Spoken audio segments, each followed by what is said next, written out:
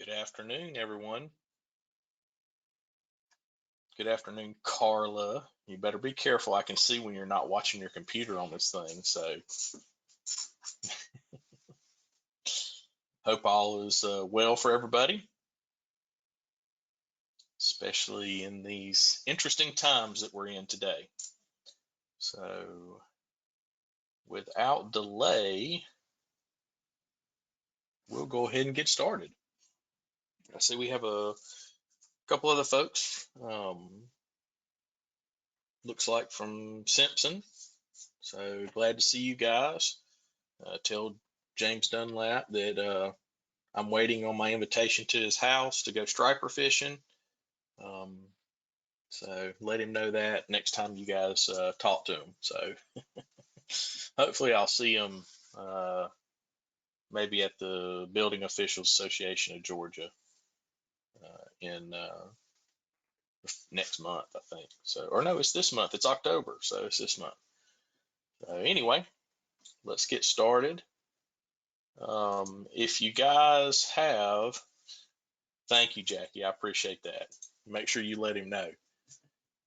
All right, because we live pretty close to each other. I only live about 45 minutes from Lake Lanier, so, and I think he's got him a spot up there now from what he told me. So, all right, so as we get started, ESR Reports 101.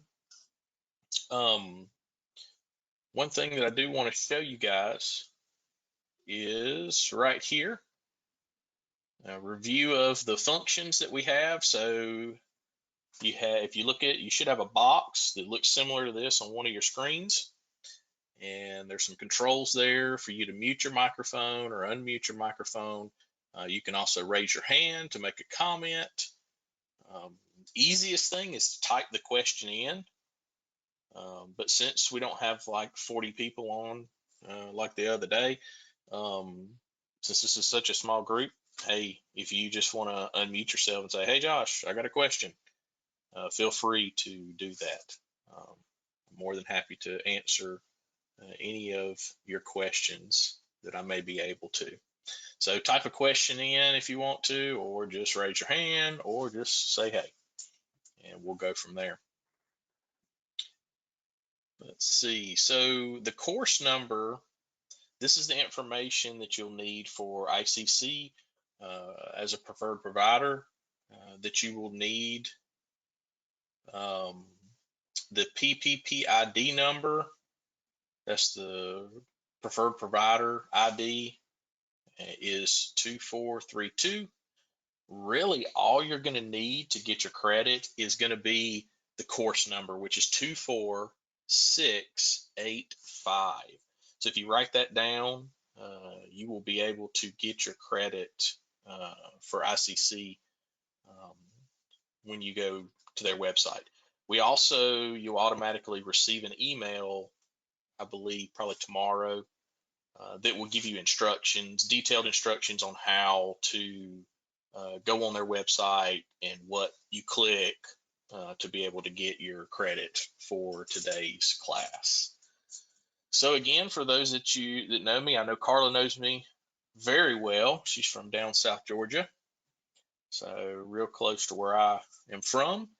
And my name is Josh Roth. I am a CBO. I've worked in construction. I had a construction company for more than 15 years doing general contracting, state licensed, then decided to move over into municipal government. Very interesting. Spent about 10 years doing that. Multiple jurisdictions, several in the Atlanta metro area. So I've really enjoyed doing both sides. I get to see both sides. Now I'm on the third side, so to speak, working for a manufacturer. So I kind of get to do all the good things that I like to do, and without some of the things that I didn't like to do. So it's pretty awesome. All right, so who's Lonza? Lonza was founded in 1920. They're a global leader in a lot of different chemicals. Lonza, if you just go do a Google search, Lonza is going to come up as a biomedical company. So whenever they reached out to me to recruit, I was like, who's this? I've never heard of Lonza before. So anyway, but the part of the company that I work for specializes in wood protection. So there's about 400 employees that are dedicated to that. We have labs, 3 different labs around the world. One of our manufacturing facilities is in Conley, Georgia, which is just south of Atlanta. We have an R&D lab there in Conley, and we also have one in Alpharetta that works on coatings and other stuff. So reliable supply chain, blah, blah, blah. Some of the stuff that we do, residential wood preservation, that is probably the second largest thing that we do. The first is going to be the industrial wood preservation. Can get kind of confusing because what is considered residential and commercial, well, there is no commercial with wood protection. It's either residential or industrial.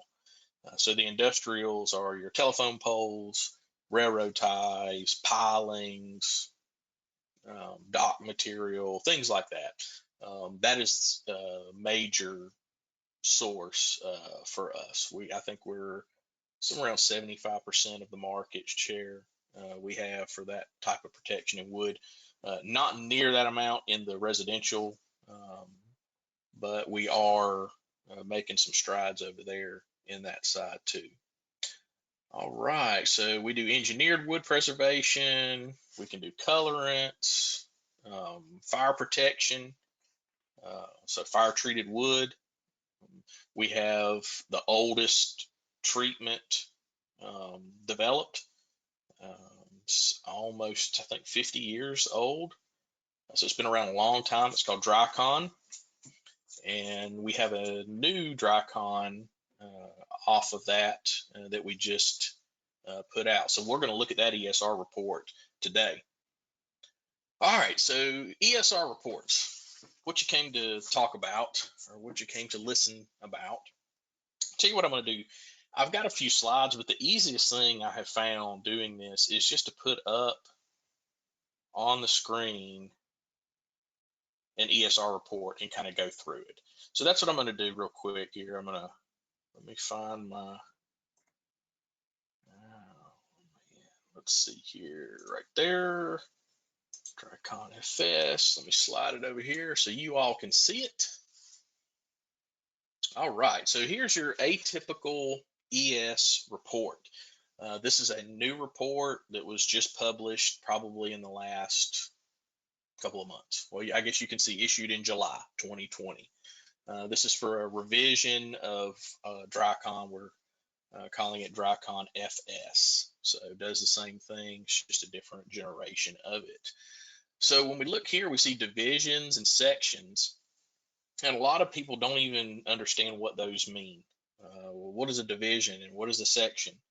Well, if you take a look, what ICC did whenever they first started to develop ES reports many years ago, they said, you know, we've got to make sure that we're looking at what industry does. So there's a industry leader called CSI. And CSI has put out documents for construction standards for years and years and years.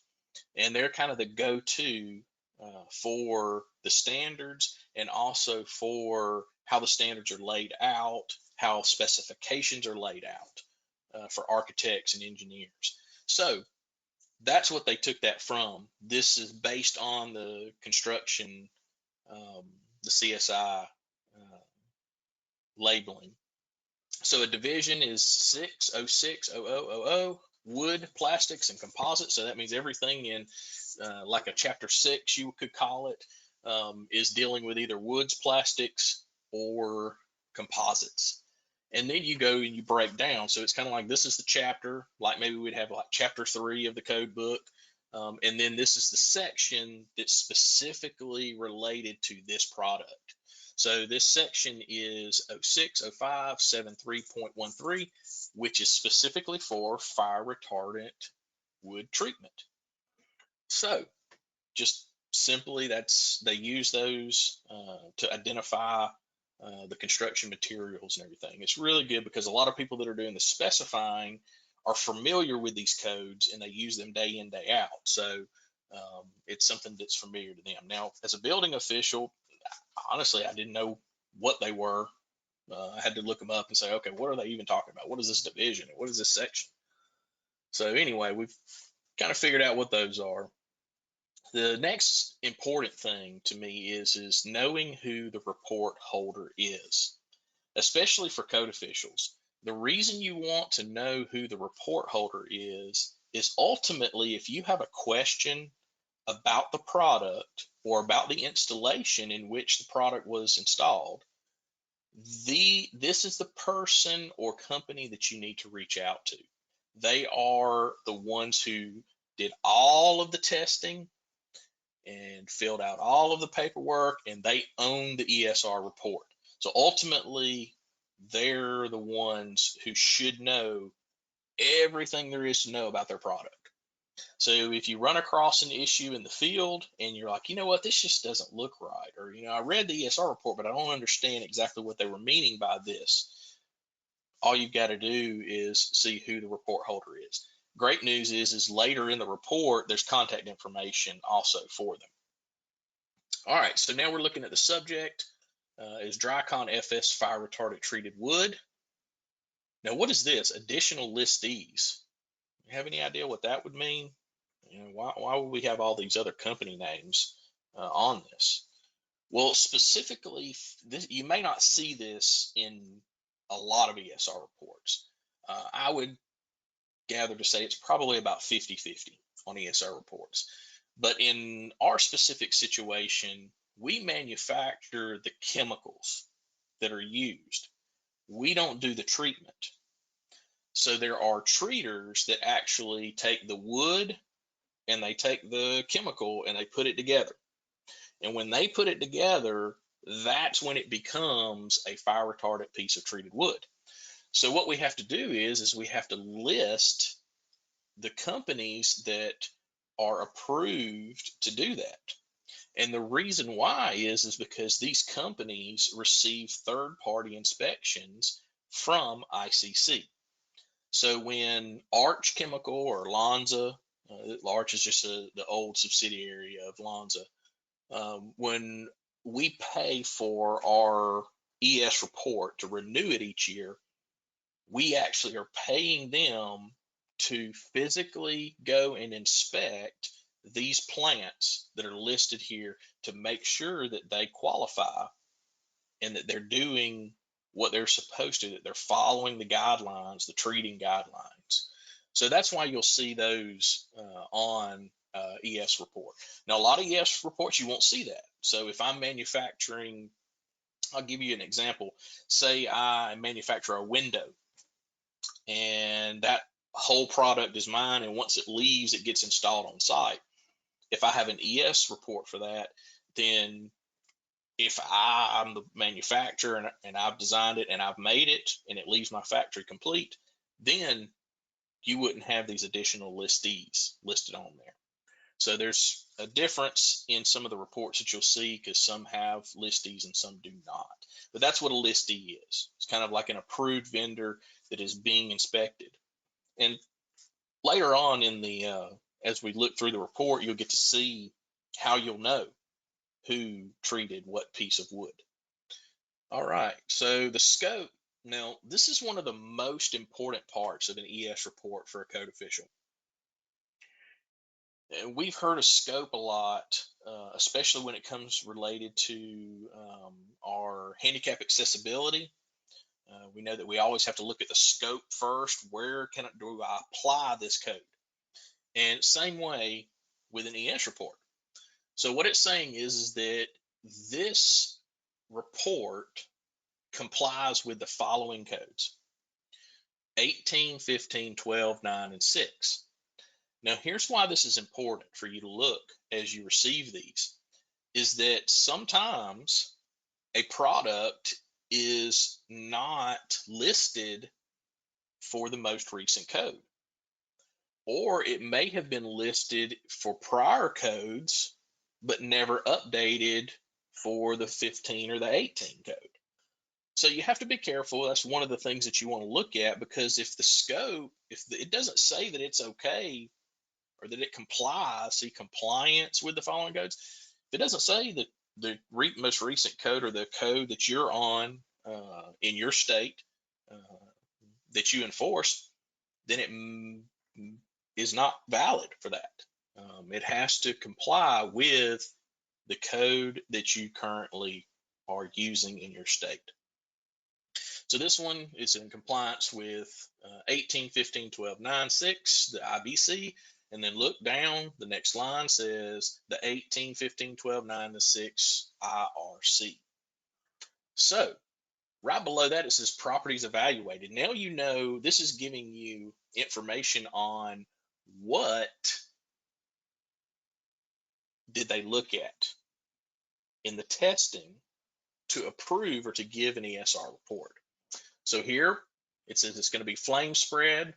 They're going to look at structural, corrosion, hygroscossicity, fire resistant rated wall assemblies. Okay, so pretty much in this report, all of these things are evaluated in this report for this report to be issued.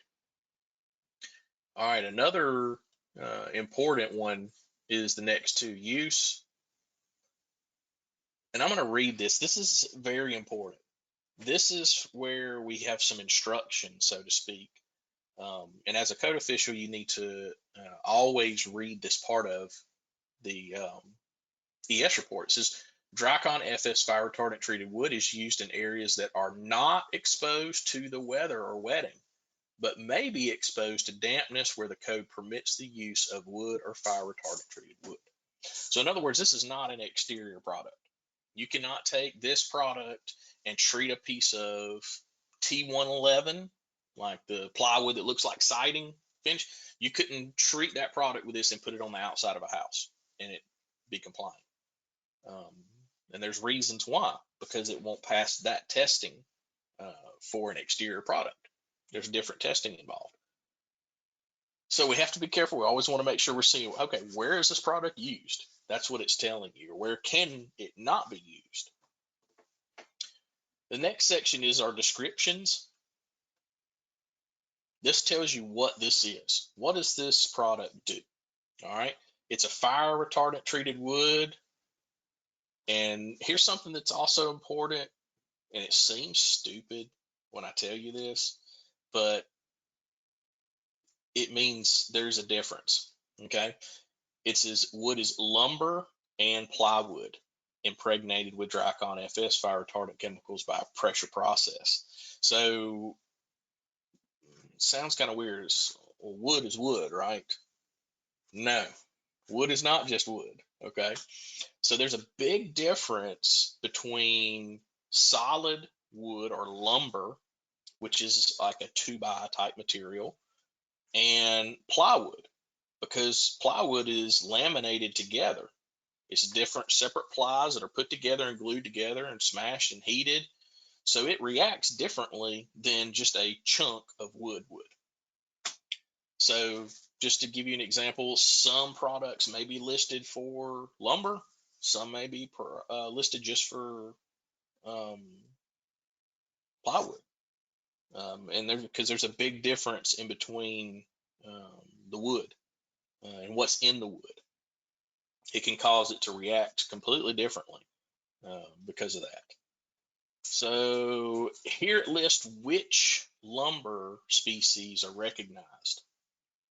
Again, Southeast, this is probably not a big deal because pretty much everything you're going to get is either spruce or it's pine.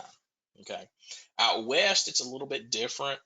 They have some other species that they end up getting that you would have to specifically test to.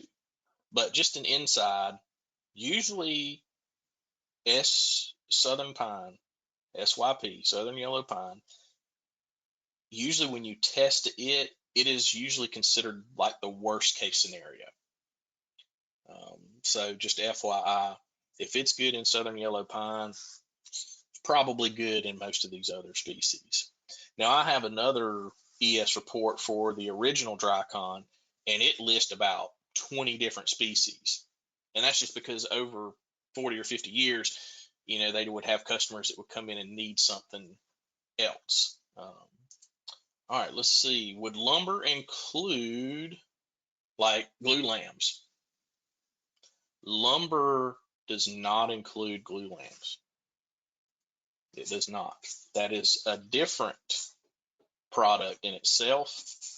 And glue lambs all actually are going to end up being, they have a whole different acceptance criteria. And we'll talk about acceptance criteria in a minute. But no, they're not. Thanks for that question, Jim. All right, let's see. So, Drycon FS and plywood. Now look here, it's only approved in Douglas fir and southern pine. Reason for that is because 99% of plywood is made from Douglas fir or southern pine. So, and when it was tested to southern pine, that ends up making it open to a lot of other different species. Let's see. Flame spread. So this is straight out of the code. The code says that if you're going to use a fire retardant treated wood, that wood has to meet ASTM E84 extended version. Okay, so this is just basically saying, okay, here's the big standard that this thing has to meet. It has to have a flame spread index of 25 or less, and it has to pass the additional 20-minute period. And so that's just giving you an idea of what testing it had to go through for flame spread. Now remember, we talked back here the properties evaluated. So this is what we're getting into here, is the properties that were evaluated. So the next one is the strength, structural strength. And this is another one that's very important. And what you'll find is that this is going to tell you, are there design factors? Is there something else the designer needs to look at, check on, or does he have another standard to look at when he's designing this wood? So if you look here, it says the strength properties of lumber when treated with Drycon chemicals and using applications at temperatures of 100 degrees Fahrenheit are subject to the what? Design factors shown in table 1. So now we see, okay, well, guess what? So the structural strength of this wood has been changed now that it has been treated. And so in this report, it's going to give you the design factors that you have to use to design this piece of wood that's been treated in comparison to a standard piece of wood of the same southern yellow pine or Doug fir. So if you look down, it says, oh, guess what? Strength properties of lumber is also changes at temperatures of 150 degrees. Drop down the next paragraph, the strength properties of plywood at temperature of 170 degrees are subject to span limitations shown in table 3 of this report. So this is where this report, and I'll just be honest with you, as a building official, I tell you what, I looked at the first page, I compared to make sure that the product that they were using on site was the product that they gave me an ES report for. And I looked at the scope. Okay. I said, okay, well, this meets the code that we're in. I put it in the file, and that was it. And honestly, I didn't realize all of the conditions and the differences there were until I really started to dig into this stuff. And now, hey, that's part of my job, is to dig into them. So I get to have the wonderful responsibility of getting new ES reports and new acceptance criteria. So it's a very interesting thing. So the next one we drop down is, hey, they evaluated the corrosion. So what were the results? This is corrosion rate of aluminum, carbon steel, galvanized steel, stainless steel, copper, or red brass in contact with wood is not increased by Drycon FS fire retardant treatment. when the product is used as recommended by the manufacturer. Now, I'm going to tell you something really funny, okay?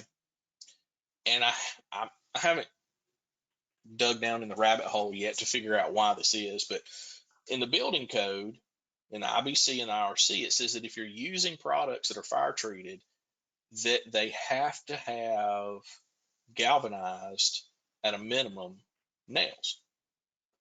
But this isn't just specific to our product, but everyone's product that makes fire treated wood. None of them have any corrosion issues. And the only thing I can think of is just in the past that the industry just didn't want to push the issue. So they just says, hey, you know what? We'll just stick it in our guides that say, hey, yeah, you need to use galvanized just to cover everybody. But I mean, we're doing some testing right now with Icc for corrosion, and there's no corrosion with it. So you could put a regular bare steel nail in there and it's not going to corrode.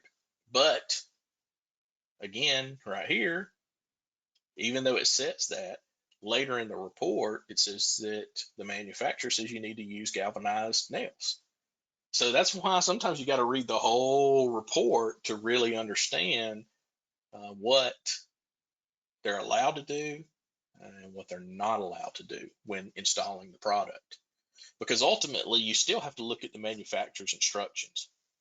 So even if this report gives you probably 95%, still doesn't quite give you that last little bit of information of how it is to be installed. All right, hygroscopicity, say that 5 times. Let's see, Dracon FS wood quality qualifies as an interior type A fire retardant with AWPA. All right, if you don't know what AWPA is, you need to go look it up when we're done. Okay, AWPA handles all of the standards. It's like you've heard of ASTM. It's the standards making board for wood that is treated in pretty much any kind of way. It has to go through their process. They make the standards and they set the criteria, and they're referenced in the IBC and IRC codes. That's a whole different class. We're going to do that later this year, before the end of the year anyway. All right, design and installation. You notice it's just a general, it's just giving you general guidelines. Structural systems that include Dracon FS fire retardant treated must be designed and installed in accordance with the applicable codes using the appropriate lumber design value adjustment. Remember we talked about that there's some adjustments that have to be made because once it's treated, it's not quite as strong as it was before it was treated because it did change the wood a little bit. All right, it says, so you need to make sure you're using table 1 and table 2 in this report. And I'm going to read you, if you deal with fire retardant treated wood at all, this is hands down the most important thing to know. Ventilation must be provided in accordance with the applicable codes. I'll just tell you guys, since I've been here, I've seen 2 claims that came forward on fire retardant treated wood that supposedly was failing. And in both of those instances, it had to deal with people installing it incorrectly. And the incorrect installation was due to the fact that they took insulation. Because of the energy codes that we have now, we want to seal the perimeters, and they put insulation right to the deck. To the bottom side, they put that insulation on. And what happens when you do that? Do you get ventilation that the code requires? You don't. And the code has done a very good job, especially in the commentary, of providing some really good pictures of how that is supposed to be accomplished. And it never says that it's okay to put that insulation all the way on the roof deck like that when you're using fire retardant treated wood. So that's something you always want to make sure you look for. Doesn't matter if it's fiberglass insulation or spray foam insulation, any of them. None of them are allowed because what this report says is ventilation must, they probably need to change that word to shall be provided in accordance with the applicable codes. That might be some homework for me to do. So the design, there's some more design factors, 1 and 2. For plywood, again, plywood, see, treated lumber and plywood must only be used in areas where the lumber is exposed to temperatures of 150 or less, and the plywood is exposed to temperatures of 170 or less. So that's mainly going to be in your roof decking. So once it goes past 170, it has a reaction and there's an issue. So that's why it's spec'd out as that. Is that's usually 30 degrees higher, 20, 30 degrees higher than a normal temperature of an attic. But if you change and and there's no air movement, that'll change and it will get that hot. If it gets exposed to precipitation, it tells you what needs to happen. It needs to be dried down back to 19 or 15 for plywood. And that's something you can remember. That's the standard from AWPA is 15 and 19. Okay. You have 19% moisture content for lumber is acceptable when it leaves the plant, and 15% moisture content on plywood. Now I will tell you this, that most of the time it's less, well less than that. But that is what is deemed as acceptable. All right, so hey, we talk about the fasteners, right? Remember I was telling you, hey, it says that there's no corrosion, but what does it say here? Fasteners used in Drycon FS must be galvanized steel, stainless steel, silicone bronze, copper. But you notice why? It says in accordance with, and it gives you the code sections that are requiring that. So possibly some code amendments need to be made to the building code to say, hey, listen, an exception is if testing proves that there is no difference. But instead of having to go through that process, that's a whole big long process. Instead of having to do that, it's simpler just to say, you know what, we know it's fine with regular, but since the code says you need to use galvanized, just use galvanized. All right, moving on to our section 4. Notice this, it says use as a component of a fire-resistant rated wall assembly. What's a wall assembly? Anybody know what a wall assembly is? Or just what is an assembly in general? An assembly is when you take more than one piece to make something, okay? So we're assembling a wall together. So we're taking 2x4s and we're taking plywood and maybe we're taking sheetrock and we're putting it all together and it's making one component out of multiple components. So that's what a wall assembly is, specifically in what they're talking about. So it tells you where you can use it. It says you can use them in type 3, 4, and 5 construction. It says the exterior walls must be constructed of Drycon FS treated wood, studs, and then the plywood has to be treated also. And then it goes back to the design standards. Hey, you got to take these factors into consideration again whenever you're developing your plans or the architect's doing his thing. All right. We've also got a 2-hour. Then we come up here, 4.4. Testing has been completed for shear walls. So this gives you some of the standards related to that. Then it gives you a thickness comparison. What equals what? So if you're calling out a piece of 7/16, 19/32 will work. If you're calling out 15/32, 19/32 will work. It goes on and on.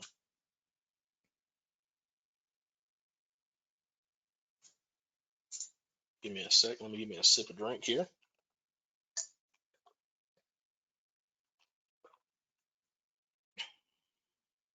I do like Georgia. It's where I live, but let's see. So conditions of use. This is another really important area for you as a code official to look at. All right. Why? Just like it says, these are the conditions you have to abide by to use the wood. So let's see. Strength calculations must be subject to the design factors. We already talked about that. The design value adjustment and the span ratings must only be used for, look, unincised wood. That's a difference. And why is that a difference? Well, incised wood has little slits cut in it so that whenever it's treated, the chemicals can get deeper into the wood. But guess what happens whenever you incise something? When you put a bunch of little cuts in it, it loses some of its strength. So there's a design factor for incised wood specifically. So what this is saying is you can't use what they have produced here is not for use with incised wood.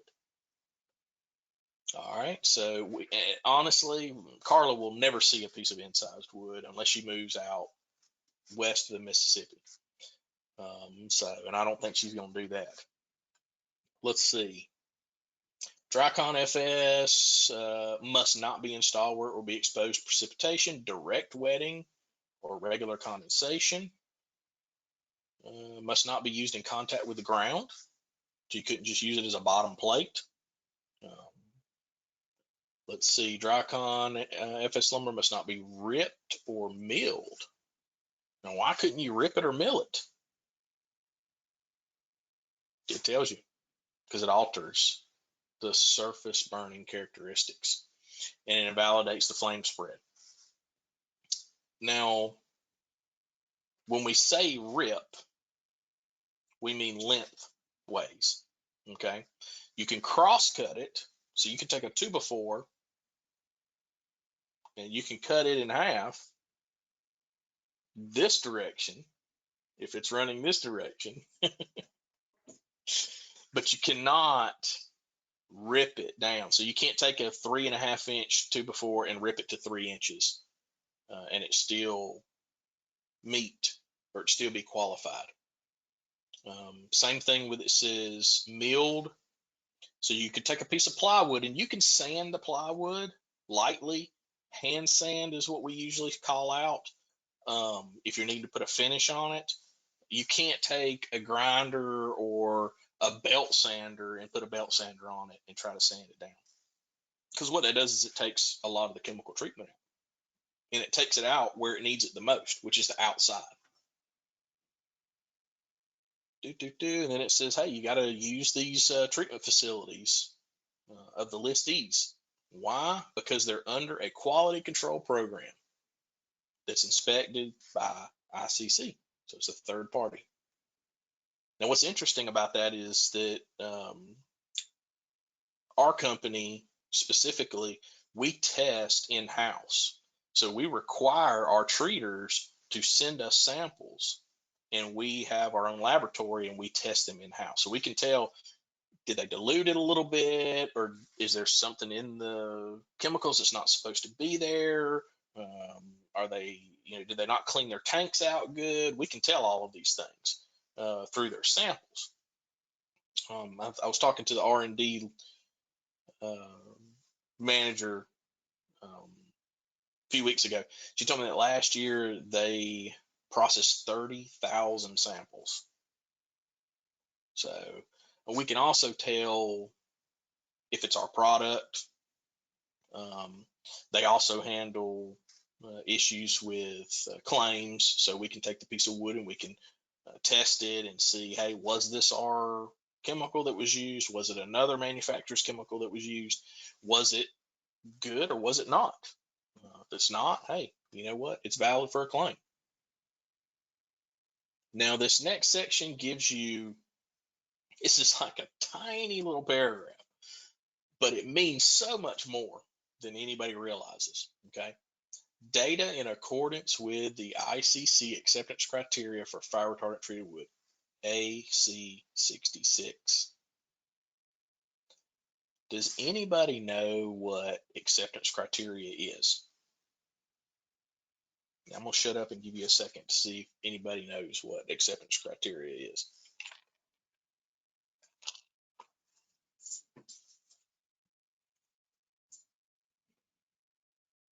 I know Carla knows what acceptance criteria is. It's whatever Charles says is okay, right? If Charles says it's okay, it's accepted. Oh, man. So, acceptance criteria is a, she says, yes, that is correct. So, all right, acceptance criteria is the document that is made that specifies how you can get an ESR report, or what would be involved in getting an ES report for your product. So it's kind of like the standards that are set for your, yes, and Jackie, you got it right, agreed upon testing standards. I don't know if I'd quite go with agreed upon, but yes, there are standards that are put out by ICC, and it is through a formal process. If anybody has, if you've never seen that process, there's a really good one coming up, October 6th. I think tomorrow is the last day to send him in a request for the meeting to attend. I would suggest attending because there's a extremely controversial acceptance criteria that's come up, and there will be a multitude of testimony. So it'll be kind of interesting to watch tomorrow. Some of them are super simple. One of the first ones I went to, they took, and it's cool if you go to these things. A lot of times you'll find out what new products are going to end up being. Okay, because especially if they didn't have an acceptance criteria prior to. So I'll give you an example. The first one I went to, there was some acceptance criteria that was made up or proposed for recycled carpet fibers. And I'm like, what in the world? Recycled carpet fibers? What are we using that for?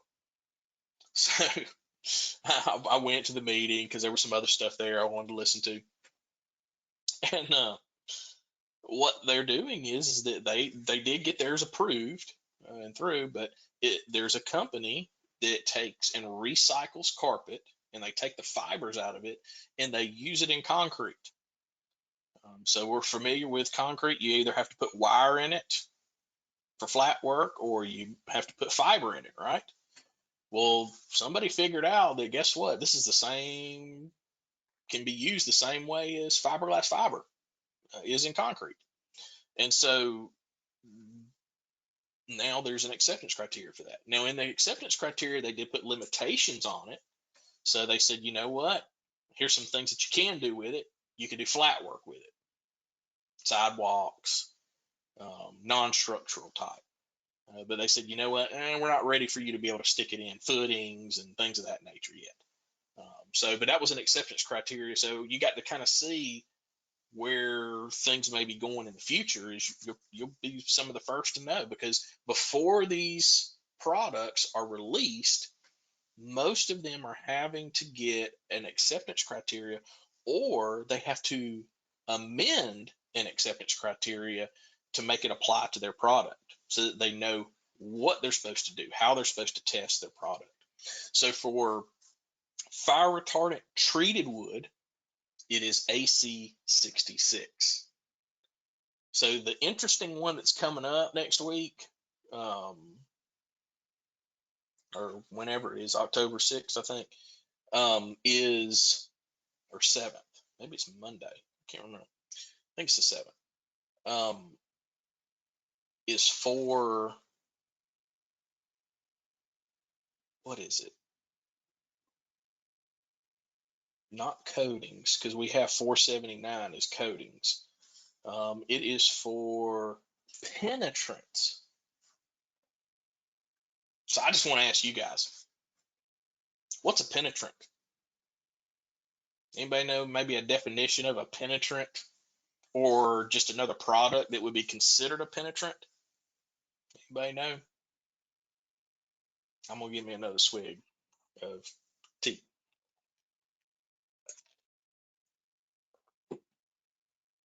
What could be a penetrant?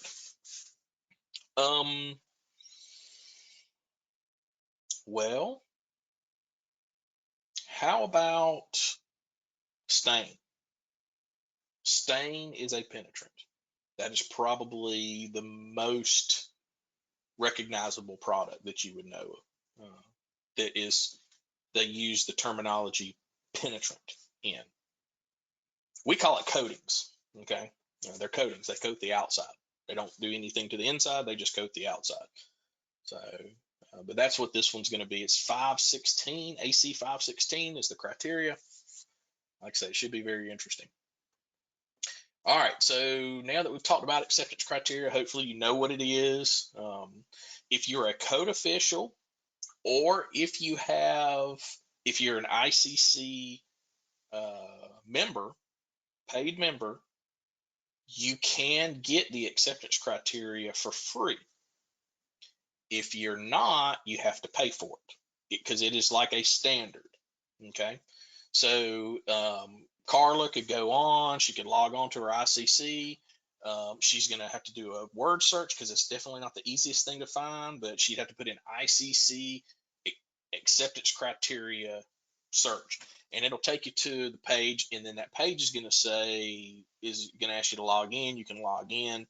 If you click code official, and that's what you are, or what your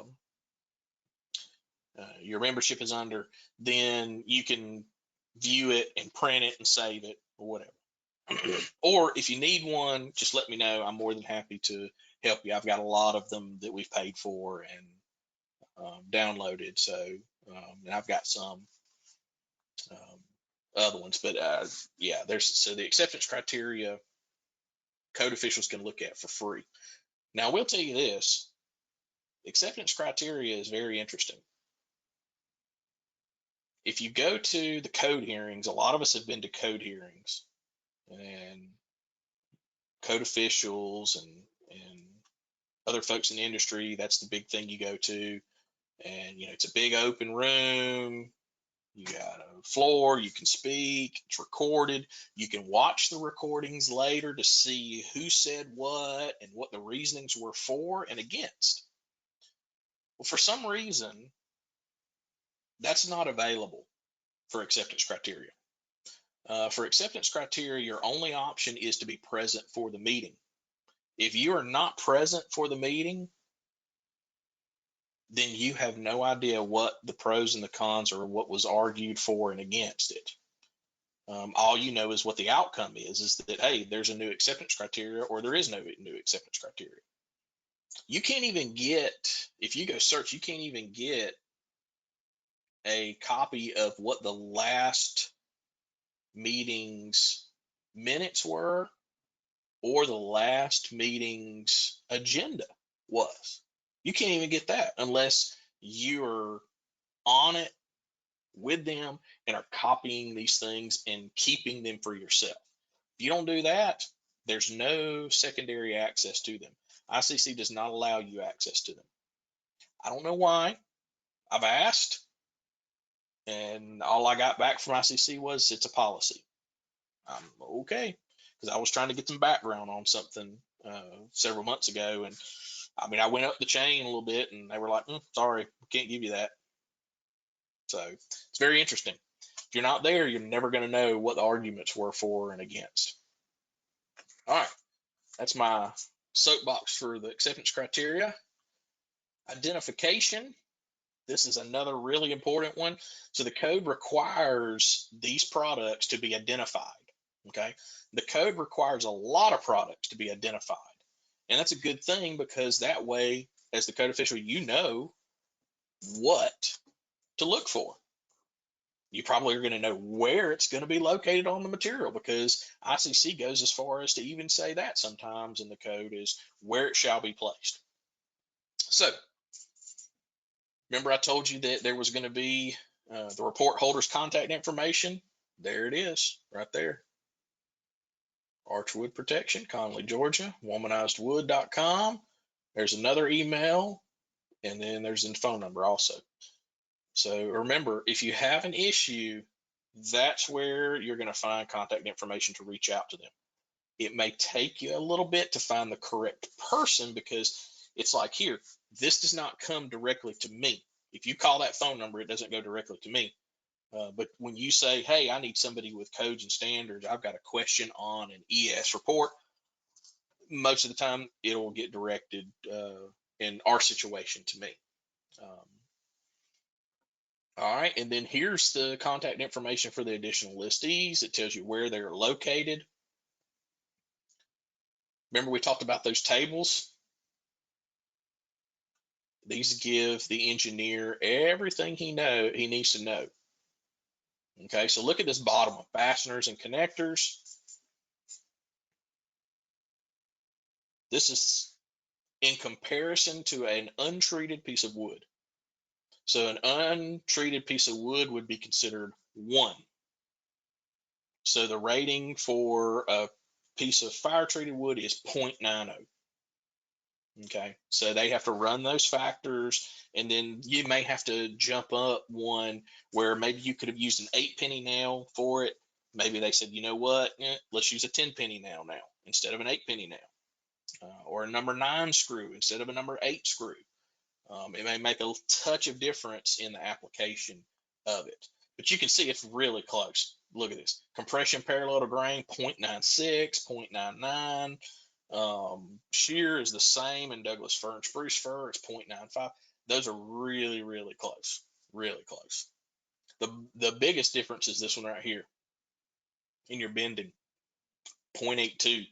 But notice, if the designer has to have something that is dead on, and I can only use a 2x12 for this situation, they can always swap over to a Douglas fir, and it's 1 for 1.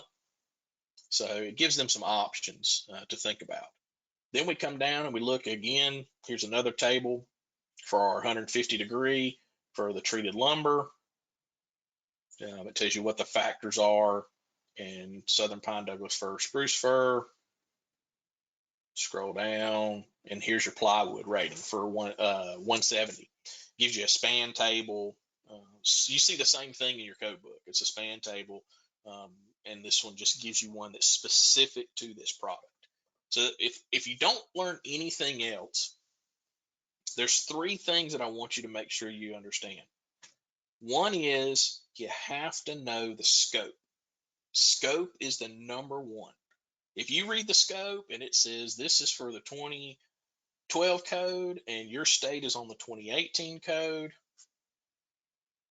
the report is as good as the garbage can. It's not going to do you any good.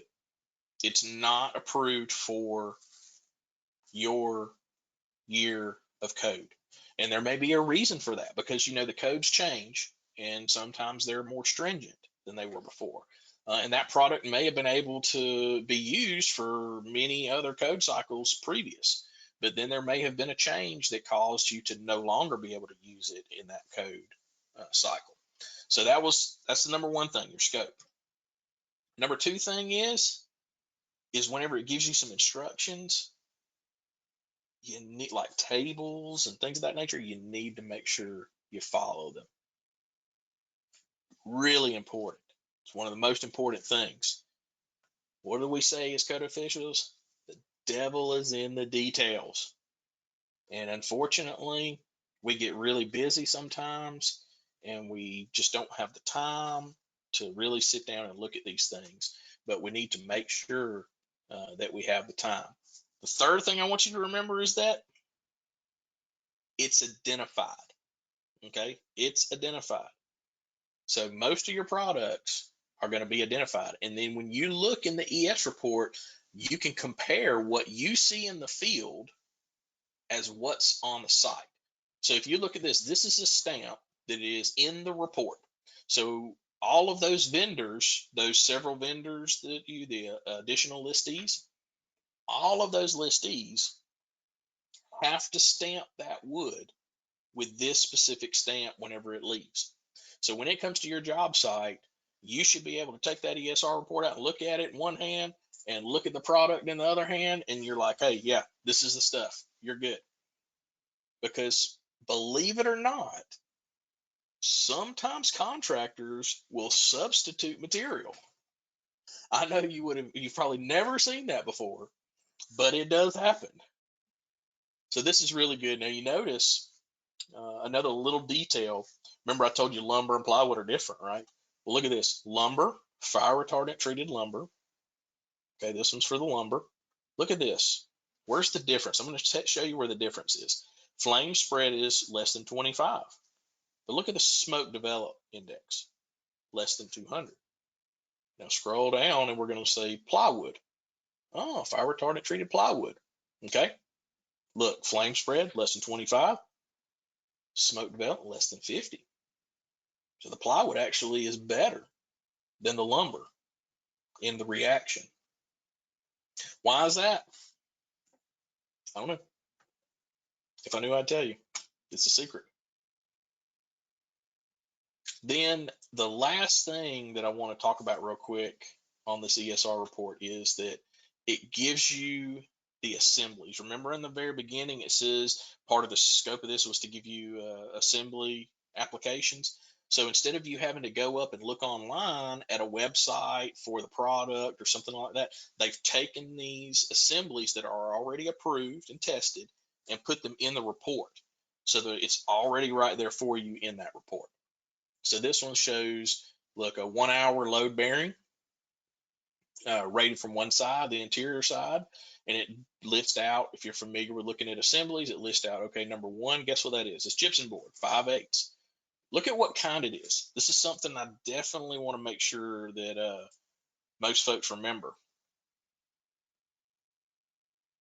Yeah, exactly. Submaterial. You never heard of that before, you Jackie? Yeah. You guys see that all the time with your products too, I'm sure. There's a lot of knockoffs out there. So if you look here, type X. This is important. Type X is the cheapest fire rated sheetrock there is. Okay. There's another one that is more expensive because it has more fibers in it and it's reinforced. That is called type C. It costs more. It's harder to find. And so what you have to be careful with is in some of these projects, like we said, most of the time the contractor didn't read this thing anyway. He just orders, hey, yeah, send me some fire rock. Send me some fire rock. Well, the lumber company is going to send him the cheapest fire rock, type X, because that's what they keep on the yard. Well, this specific product was tested for type X. I would say in our industry, it's 50-50. Some use type C, some use type X. So you have to be careful. In any other products, it's going to be the same way. You got to make sure that they're using the products for that assembly if you're dealing with an assembly. Another one is that this has fiberglass insulation in it, and a lot of them use rock wool insulation. Rock wool costs more. It's better, does a better job at reducing the heat transfer, easier to pass the test. So sometimes people just put that and they use type C because they know it's a winner, it's going to pass the test. Because those tests, believe it or not, are really expensive. We're doing some testing right now on a 10 foot by 10 foot E119 test. Walburn is like 15 grand for one test. One test. And sometimes you don't pass the first time. And then you have multiple, because you look at this, we've got this 1 hour from one side, and then look, now here's another 1 hour load bearing from exterior and interior. So there's another 15,000, there's 30,000, and then 2 hour load bearing, that's 45,000. So just to give you an example, look, there's another one. So 60 grand right there just for those 3 tests. To get those 3 documents cost 60,000 bucks. So now you look at this one, the 2-hour, it's right here. 2-hour load bearing from interior and 1-hour load bearing from exterior. Look at this. 2 layers USG fire code C core. There it is. Why? Because this is a 2-hour wall, harder to pass. So they said, yeah, you know what? We're going to make sure we pass. We're going to get 2 layers and we're going to stick it as type C instead of type X. We're not going to take any chances. Now, I will tell you this. We do have a new one. It hasn't been updated for this specific product. That is a 2-hour with type X. But, you know, hey, that was only another 15, 20,000 bucks to do that test. So anyway, I know I'm running right on time. One other thing for you guys, there's supplements to the ESR reports. Those are not going to be anything to do with the East Coast except for Florida, or the West Coast except for California mostly. But they offer these so that they're specific to those jurisdictions. Florida just started doing this year, so you will start seeing that pop up in Florida, where the report holders will have to get this supplement that says that it meets the Florida building code. This one is a supplement for the building code in California. So, all right, show you a couple things real quick before I leave. Acceptance criteria, AC 66, that's what it looks like. It lists all of the testing that has to be used. It's crazy. Look at that, 7 pages worth. So you thought the ESR report was tough. That's tough. Now I'm going to show you one other quick thing. Here's about the acceptance criteria. Code officials need to get involved. There's only a 10-member board that votes on this. They are code officials. They're building officials that vote on it. How can you get involved? Bam, right there. If you need to know, let me know. If you type in ICCES acceptance criteria, you can do a search and you'll find for the next meeting. But again, if you don't go or you don't look, you will never know what they're even doing with this acceptance criteria. So the most recent one closes tomorrow for registration, and I believe it's on the 7th is when it is. And that is all from me, guys. I really appreciate you hanging out with me. That's a lot to compact in 1 hour. Hopefully you might have learned something. If not, hey, it was 101, so it was the easiest that we could do. So, but if you guys have any issues, please feel free to reach out to me. I'm going to pop up the screen that has my contact information on it. Feel free to reach out. That's my cell phone number. Especially right now, I'm working from home, obviously. I work from home most of the time anyway, or travel, which I'm not traveling very much right now, but that's my contact info, my email. And like I say, if you want, you can take the course number down and go ahead and go to ICC and do your thing, or you'll wait till tomorrow and you should get an email from the webinar folks that gives you the instructions for it. All right, folks. Well, again, I really appreciate your help, and you guys have a wonderful day. Thanks for joining me.